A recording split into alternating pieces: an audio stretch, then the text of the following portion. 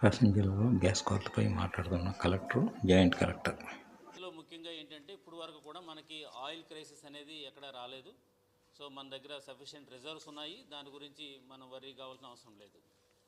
రెండోది, ఈ cooking and commercial గ్యాస్కు సంబంధించి కొన్ని వార్తలు సోషల్ మీడియాలో వస్తున్నాయి. సిలిండర్స్ సరిపోలేదని, తర్వాత అక్కడక్కడ కొంతమంది ఈ గ్యాస్ సిలిండర్స్ హోర్డింగ్ చేస్తున్నారని చెప్పేసి ఇట్లాంటి వార్తలు సోషల్ మీడియాలో అవ్వడం వల్ల సో పబ్లిక్ కూడా చాలా ప్యానిక్ అయ్యి వాళ్ళు ఎక్కువగా బుకింగ్స్ ఎక్కువ చేసుకోవడం, అంటే వాళ్ళ రిక్వైర్మెంట్ని మించి చేసుకోవడం అవన్నీ కూడా జరుగుతున్నాయి. దానివల్ల ఆ రిక్వైర్మెంట్ యాక్చువల్గా డైలీ రిక్వైర్మెంట్ కాకుండా అడిషనల్గా బుక్ చేసుకోవడం వల్ల అది దానికి సరిపడా డెలివరీస్ కూడా ఉండవు. కాబట్టి ఆటోమేటిక్గా ఇంకా గ్యాస్ లేదు, అందుచేత ఇవ్వలేకపోతున్నారు అనేది ఒకలాంటి అపోహ చాలా స్ప్రెడ్ అవుతుంది.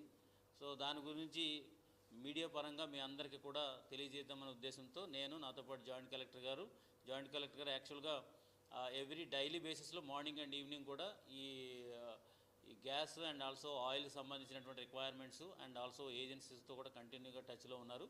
సో దీని గురించి చూస్తే, వాస్తవాలు చూస్తే మనకి టోటల్గా కనెక్షన్స్ అన్నీ కూడా 5,51,759 కనెక్షన్స్ మన ప్రకాశం జిల్లాలో ఉన్నాయి. అదేవిధంగా మనకి 3,22,279 మార్కాపురంలో ఉన్నాయి.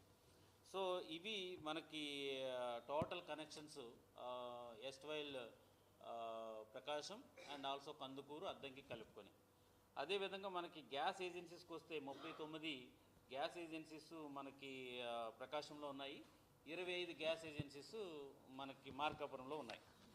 సో ఎక్కడైనా కంప్లైంట్స్ వస్తే మనకి జిల్లా హెడ్ క్వార్టర్లో ఒక కంట్రోల్ రూమ్ కూడా పెట్టడం జరిగింది.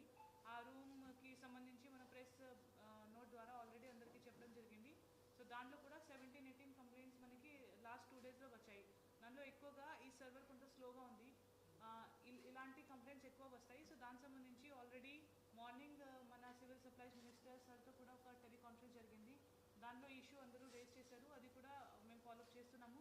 తర్వాత ఇంతకుముందు మన ఫ్రైడే సాటర్డే కూడా ఈ ఓఎంసీస్తో తర్వాత ఏజెన్సీస్తో డైరెక్ట్గా మాట్లాడి వాళ్ళకి కూడా వార్నింగ్ ఇవ్వడం జరిగింది.